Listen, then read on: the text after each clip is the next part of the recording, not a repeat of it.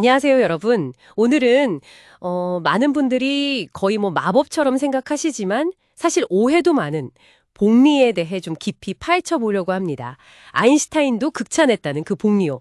과연 그 진짜 모습은 뭘까요? 혹시 월 20% 복리 수익 이런 광고 문구 보신 적 있으세요? 아, 그럼요. 많죠. 솔직히 이게 가능하다면 뭐 누가 안 하겠어요, 그쵸? 그렇죠. 100만 원이 1년 만에 거의 900만 원 되는 건데. 근데 이런 건 진짜 복리랑은 좀 거리가 멀다는 점, 이걸 먼저 좀 짚고 넘어가야 할 것 같아요. 맞습니다. 복리의 진짜 의미는요.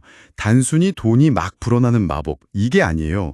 번 돈으로 다시 돈을 버는 능력 자체, 이걸 키우는 게 핵심이거든요. 아, 능력 자체를 키운다. 네. 달리랑 비교하면 그 차이가 장기적으로 보면 정말 엄청나요. 예를 들어 100만 원을 연 10%로 굴린다 쳐보죠. 30년 뒤에요. 달리로는 원금 포함해서 400만 원이 돼요. 근데 복리는 무려 1,745만 원이 됩니다. 와, 4배랑 17배 이상.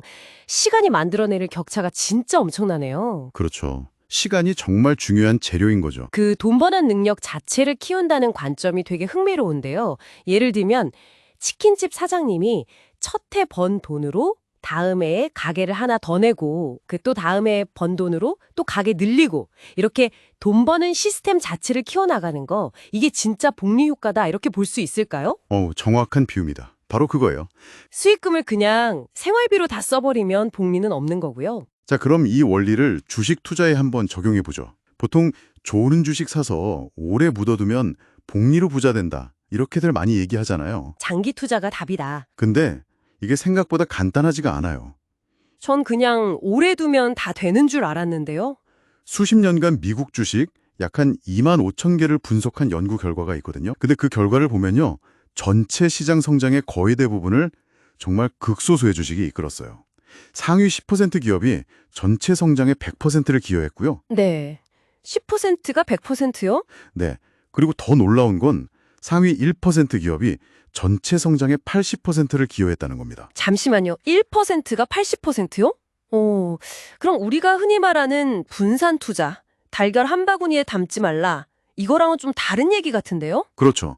시장 전체에 투자해도 결국에는 그 소수의 성과에 크게 의존하게 된다는 의미니까요. 이게 뭘 의미하냐면 대부분의 주식은요. 장기적으로 봤을 때 그렇게 막 의미 있는 복리 성장을 하지는 못한다는 거예요. 그냥 뭐 시장 따라서 오르락 내리락 할 뿐이죠.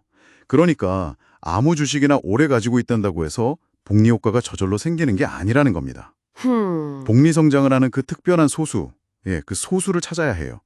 그냥 시간만 투자한다고 되는 게 아닌 거죠. 와, 그 소수를 찾는 게 관건이군요. 근데 어떤 기업이 미래에 그렇게 클지 예측하는 건 거의 불가능하잖아요. 저희 같은 평범한 투자자는 그럼 어떻게 해야 할까요? 미래 예측은 사실 불가능하죠. 대신에 지금 나를 위해 일하고 있는 회사, 이걸 찾아야 합니다.